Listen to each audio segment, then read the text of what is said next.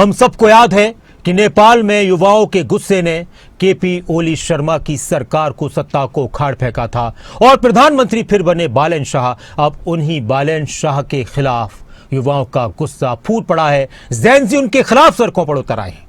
इतिहास गवाह है कि जब जब युवाओं का सब्र टूटता है तब तक बड़े बड़े सिंहासन ताश के पत्तों की तरह ढह जाते हैं। नेपाल की सड़कों पर अब जो जन सैलाब उमड़ा है वो किसी पुरानी राजनीतिक पार्टी का नहीं, वो देश की जेन ज़ी का है। जेन ज़ी का है। साल 2025 में जब सरकार ने सोशल मीडिया पर ताला लगाया तो इन्हीं युवाओं ने केपी शर्मा ओली की सरकार को सत्ता से बेदखल कर दिया था, उखाड़ फेंका था। बदलाव के नाम पर, इंसाफ के नाम पर इसी पीढ़ी ने एक पूर्व रैपर बालन शाह को, जो उस वक्त काठमांडू के मेयर भी हुआ करते थे, बालन शाह को देश का प्रधानमंत्री बनाया। लेकिन अब ऐसा लगता है कि पासा पलट चुका है। काठमांडू की झुग्गियों को उजाड़ने के सरकारी फैसले के बाद जिस युवा पीढ़ी ने बालन शाह को सत्ता के शिखर पर बैठाया था, आज वहीं पर युवा सिंह दरबार के सामने उनके इस्तीफे की मांग कर रहे हैं। काठमांडू क्यों सुलग रहा है, क्यों एक बार फिर नेपाल में तख्ता पलट के हालात बन गए हैं, इस विशेष रिपोर्ट में।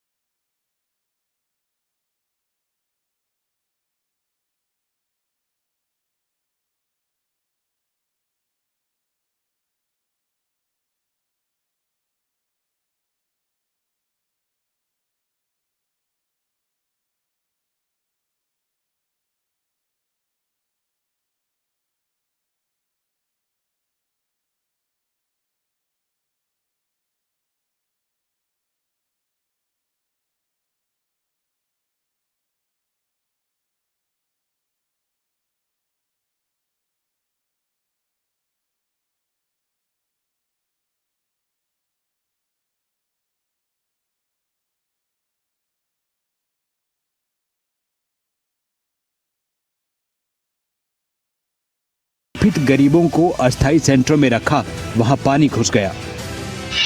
नेपाल में डिग्रियां होने के बावजूद युवाओं के लिए नौकरियां नहीं हैं।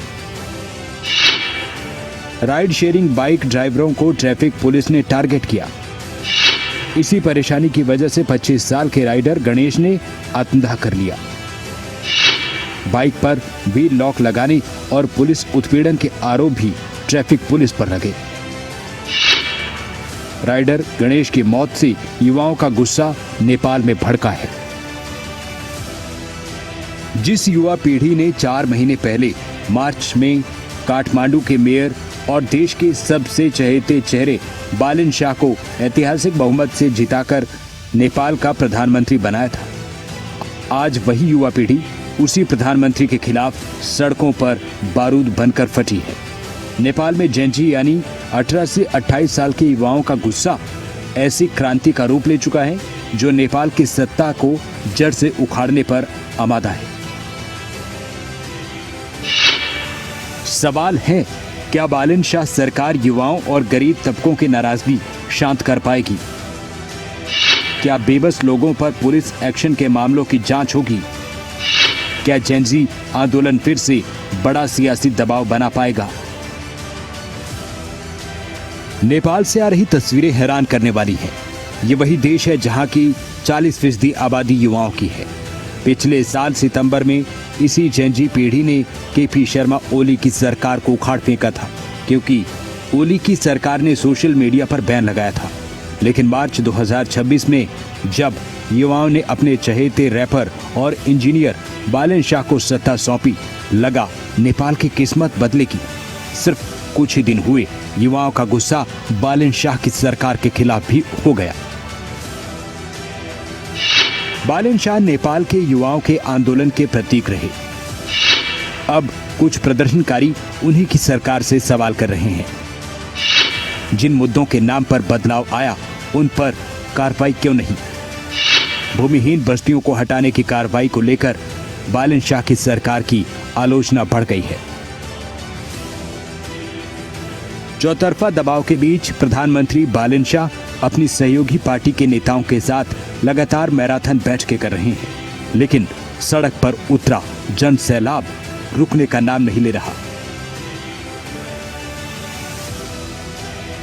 नेपाल का जेनजी आंदोलन दुनिया भर के हुक्मरानों के लिए एक कड़ा सबक है।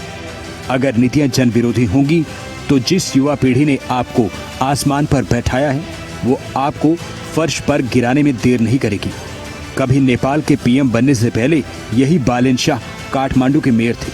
पेशे से इंजीनियर और पहले रैपर भी रह चुके हैं। राजनीति में आने से पहले वो भ्रष्टाचार और पुराने राजनीतिक दलों की आलोचना की वजह से युवाओं में लोकप्रिय थे। नेपाल के युवाओं ने पुराने नेताओं के खिलाफ क्रांति की। उस क्रांति ने बालन शाह को सत्ता तक पहुंचाया, लेकिन अब वही युवा उनसे पूछ रहे हैं जिस बदलाव का वादा किया था वो कहां है? नेपाल का ये संकट सिर्फ स्थानीय विरोध नहीं बल्कि मानवाधिकार और आर्थिक न्याय की एक बड़ी वैश्विक जंग बन चुका है।